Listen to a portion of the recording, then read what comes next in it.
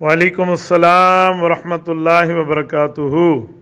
मौलाना अब्दुल अलीम साहब, रब्ब करीम आपको खुश खुरम रखे, अल्लाह आपको सलामत बाकरामत रखे। बस कुछ हालात ऐसे होते हैं और कुछ मसरूफियात भी कि बंदा मैसेज नहीं देख सकता। आपका गिला बजा है। बहरहाल मैं आपके सवाल को देख चुका हूँ, तहरीर जो आपने लिखी वो भी मैंने पढ़ ली, और जिस मौसूफ मुफ्ती साहब का आपने अपने शहर कराची से मुझे वीडियो क्लिप भेजा वो भी आपके इसरार पर मैंने डाउनलोड करके सुन लिया है। मुझे बहुत हैरानगी होती है। सबसे पहली बात यह है कि मौसूफ मुफ्ती साहब इस सिलेक्टेड को यहूदी एजेंट के नाम पर कन्फ्यूजन पैदा कर रहे हैं, जहां तक मैं समझाऊं। क्या इस सिलेक्टेड प्राइम मिनिस्टर को यहूदी एजेंट कायद मिल्लत इस्लामिया मौलाना फजलुर रहमान दामत बरकातुहुम ने इस बुनियाद पे कहा है कि ये खातमुन नबीयीन के लफ्ज़ पढ़ने पे अटक जाता है? ये कैसी बेवकूफ़ी है भाई। मौलाना का तो तकरीबन 1.5 दहाई कबल ये जो है ना क्या कहते हैं मौक़िफ़ है, यानी तकरीबन 15 साल पहले उन्होंने मौक़िफ़ कायम किया है, और उन पर दलाइल, उनके पास इस मौक़िफ़ पर दलाइल मौजूद है। और उन्होंने पाकिस्तान के एक एक कोने में हर फोरम पर, चाहे वो हुकूमती हो, चाहे वो सरकारी, गैर सरकारी, नीम सरकारी, चाहे अवामी चौक चौराहे पर, मीडिया पर, प्रिंट मीडिया, इलेक्ट्रॉनिक मीडिया, हर जगह पर जाकर हजरत मौलाना ने इस पर दलाइल कायम किए हैं और बाकायदा उन्होंने प्रूफ दिए हैं। CFI conservative friends of Israel की पूरी पिक्चर फिल्म बताई है, और ये नेशनल चैनल पर भी चल गया है, और बाकी एक एक जगह पहुंचा है। तो उनका तो 15 साल से मौक़िफ़ है।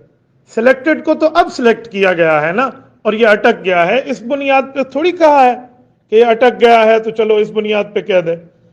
अच्छा, मैं हैरान हूं, हजरत मौलाना फजलुर रहमान साहब का सूबा जो है, सूबा सरहद जो हमारा सूबा है, अल्हम्दुलिल्लाह हमें सआदत है, मैं हजरत मौलाना के ज़िले से ही हूँ। अर्ज़ ये है कि हमारे सूबा सरहद, जिसे खैबर पख्तूनख्वा हम कहते हैं, खैबर पख्तूनख्वा में 9 साल से सिलेक्टेड की गवर्नमेंट चली आ रही है। 5 साल प्रोविंशियल गवर्नमेंट चली, और 4 साल से ये सूबे में भी हैं और मुल्क पे भी मुसल्लत है। तो इनमें अगर जुर्रत होती, इन्होंने माओ का दूध पिया होता, इन्होंने बोतल और फीडर और निपल और शील्ड से दूध न पिया होता, तो ये मौलाना पर मुकदमा दायर करते, सुप्रीम कोर्ट में बुलाते, मौलाना को कहते आप मौक़िफ़ साबित कीजिए, आप किस बुनियाद पे हमें यहूदी और कादियानियत नवाज कह रहे हैं। मौलाना इनको आकर दलाइल से समझाते। न इन्होंने कोई फोरम कायम किया, न इन्होंने कुछ और किया। तो मौलाना को तो बहुत पुराना मौक़िफ़ है। और ये मौसूफ मुफ्ती साहब की बात सुन के मैं बहुत हैरान हो गया यार, ये उनके वकील बने हुए हैं। अच्छा, दूसरी बात कि मुफ्ती साहब की पेश करदा बातों पर जो आपने मुझे कहा कि आप सुन के ज़रा तबसरा करें, मैं एक बात सोचता हूं, इस सिलेक्टेड प्राइम मिनिस्टर ने मुफ्ती साहब को अपना वकील बनाया? ये तो वकील बिला तवकील बने हुए हैं। और कैसे वकील हैं, मुवक्किल की बात को समझे बगैर आगे चला रहे हैं। भाई बात यह है कि या तो मुफ्ती साहब को मालूमात नहीं है, या अगर मालूमात हैं तो फिर आरिफाना अदा के साथ गफलत का मुजाहरा करके कोई खास किस्म की ड्यूटी सर अंजाम दे रहे हैं। आप देखें ना, उसमें लफ्ज कहते हैं भाई इमरान खान 100 बार भी अटके तो कोई मसला नहीं है। तो भाई इनसे कोई पूछे कि जनाबे मन, ये गलती वो बच्चा कर रहा है जो नाजरे की क्लास में है, या वो आम तालिब इल्म और स्टूडेंट कर रहा है जो स्कूल और कॉलेज में पढ़ रहा है, उस बच्चे से गलती हो रही है, या किसी नाजरे खान से हो रही है? यार गलती एक बार होती है, तो ये तो कई बार कई मामलात पर हो चुकी है। अच्छा चलो ये गलती है, तो क्या सिलेक्टेड ने इसको खुद की गलती कहा है कि मेरी स्लिप ऑफ टंग है, मेरी जबान फिसल गई? उसने कहा है कहीं पर? जब उसने कहा नहीं है तो ये डिफेंड किस बुनियाद पे कर रहे हैं? मैं तो इस बात पे हैरान हूं।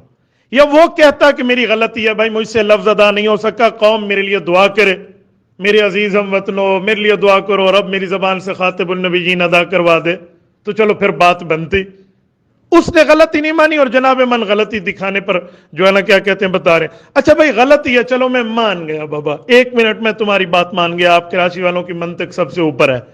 उससे हल्फ वफादारी को हल्फ गद्दारी करते हुए बदल गया, बेचारे से भूल हो गई, गलती हो गई। नेशनल असेंबली का इजलास चल रहा है, آن ایئر یہ بات موجود ہے. مفتی صاحب سے کہیں ذرا گوگل کر کے چیک کر لیں، نہیں تو ہم سے پروف لے لیں. اسپیکر جو وہاں پر موجود ہے اور وہ ان کو اجلاس کے دوران بار بار کہہ رہا ہے خاتم النبیین خاتم النبیین خاتم النبیین، یہ اس کا لفظ لے ہی نہیں رہے. وہاں بھی قوم سے نہیں کہہ رہے، کوئی جملہ ان کی زبان سے ادا ہی نہیں ہو رہا. تو وہاں کہاں گیا بات؟ تھوڑی اس بارے میں بھی کوئی ارشاد فرما دے. اور اچھا یہاں ایک ساتھ بات تیسری طور پہ میں یوں بھی کہوں کہ آج تک قوم کے سامنے کسی فورم پہ وہ اس شخص کی اس بات کا جواب نہیں دے سکا کہ بھائی میں انگریز کی زبان انگریزی میں تو میں فرفر بولتا ہوں، لیکن خاتم النبیین کے لفظ پہ میری زبان پھسل جاتی ہے. پتہ نہیں ہم حیران ہیں یہ زبان ہے یا چائنا کی چپل ہے. اچھا وہ جواب نہیں دے رہا، مفتی صاحب وکیل بلا توکیل بن کے جواب دے رہے ہیں. یہ میری سمجھ سے بالا تر ہے بھائی. اچھا خالی جواب ہی نہیں ہے جو آپ بتا رہے ہیں، جو آپ نے ساتھ لکھا کہ اس کی بڑے پیمانے پہ تشہیر بھی ہو رہی ہے اور اس کو یوتھی اینڈ کمپنی بھی لے کر چل رہے ہیں ہمارے ایک مفتی صاحب کی اس انوکھی منطق کو. میں تو حیران ہوں. میں تو کہتا ہوں اگر آپ کا کراچی میں عجائب گھر ہے نا تو وہاں پہ جا کے اس کو لگا دیں شوکیس میں کہ ان نے تو کچھ نہیں کہا اور یہ بنے ہوئے ہیں، چلو بھائی دوسروں کی شادی میں عبداللہ والا معاملہ. تو بھائی مفتی صاحب کیا کر رہے ہیں آپ؟ کہاں بیٹھے ہیں آپ؟ کیا معاملات ہیں آپ کے؟ اور ایک جملہ یہ بھی جو آپ نے مجھے کہا کہ میں مفتی صاحب کے پاس جاتا رہتا ہوں. بھائی عبدالعلیم میں آپ کو ایک جملہ کہہ رہا ہوں، آپ عالم دین ہیں، آپ نے شریعت پڑھی ہے، سمجھیے میں اشارے دے رہا ہوں، میں ڈیٹیل نہیں دے رہا، یہ ہائی لائٹ سمجھ لیں، ورنہ تفصیلات تو اس پر اگر مفتی صاحب سامنے ہوتے نا یا میرے سامنے اس طرح کی کوئی بات ہوتی تو پھر آپ کو پتہ ہے میں صدیقی نسل ہوں اور قریشی رگ پھر پھڑک اٹھتی ہے، تو پھر مجھ سے جو ہے نا ان معاملات میں کھلی بات ہوتی ہے کہ 6 لاکھ علماء کا قائد ایک طرف ہے اور آپ ایک طرف 1.5 انچ کی اپنی دکان بنا کر بیٹھے ہوئے. تو آپ کہہ رہے ہیں ہم جمعہ میں جاتے تو مفتی صاحب کے ساتھ آپ کی جو مجلس لگتی ہے تو ان کو ذرا کہیں کہ مفتی صاحب یہ مسائل اپنی جگہ، اس کے ساتھ آپ کے دینی مسائل اور دینی عقائد پر جو آپ ڈنڈی مارتے ہیں نا اور ہم خاموش ہیں کہ آپ کے اوپر اپنوں کا لیبل لگا ہوا ہے، تو یہ ڈنڈی مارنا ذرا چھوڑ دیں، یہ پرہیز کرنا چھوڑ دیں. اہل حق علماء کرام تشویش میں چلے جاتے ہیں کہ ان کو کیا ہو گیا ہے، کون سا کام ان نے سنبھالیا یا کون سی خاص ڈیوٹی سر انجام دے رہے ہیں. تو ان کو کہیں مفتی صاحب آپ کچھ معاملے کے ٹھیک پہ چلیں، اس ڈگر پہ نہ چلیں. اگر آپ کو دینی عقائد اور مسائل میں اہل حق کے دلائل معلوم نہیں ہیں تو فاسألوا اہل الذکر ان کنتم لا تعلمون. مفتی صاحب آپ سمجھتے ہیں حکم قرآنی کے مطابق جو عقائد مسائل فضائل دلائل کے ماہرین علماء کرام ہیں، ایکسپرٹ آف دا ہولی شریعہ، تو کوئی شرم کی بات نہیں ہے، ان سے جا کر اس بارے میں ڈیٹیل لے لیں، ان کے پاس جا کر اس طرح کے معاملات سمجھا لیں، ان کے سامنے اس مسئلے کو حل کو رکھیں، وہ چیک کر لیں گے، وہ معاملات سمجھائے دیں گے. میں حیران ہوں مفتی صاحب جس جامعہ کے استاذ ہیں، بعض ایسے مسائل ہیں جامعہ کے متفق علماء کرام تمام کے تمام، اور اس طرح پورے پاکستان کراچی تا خیبر تمام علماء کرام کی رائے اور ہے، اور آپ کے حضرت مفتی صاحب جناب محترم اس پر میں فلاں کو حق سمجھتا ہوں. انہیں کہے تھوڑی اپنی پوزیشن واضح کریں، تھوڑے اپنے معاملات کو ٹھیک کریں، اس طرح کے معاملے نہ چلائیں. بہرحال بات لمبی ہو گئی، اللہ آپ کو خوش و خرم رکھے. اور انشاءاللہ آپ نے مجھ سے گلہ کیا کہ آپ ملاقات نہیں کرتے، لیکن مصروفیات اتنی ہوتی ہیں یقین مانیں کہ اس کے بتانے کے لیے بھی ٹائم چاہیے. تو انشاءاللہ اللہ پاک کرم کرے گا، ملاقات بھی ہوگی. رب کریم آپ کو خوش و خرم رکھے، اللہ تعالیٰ آپ سے دینی خدمت لے، دینی کام لے.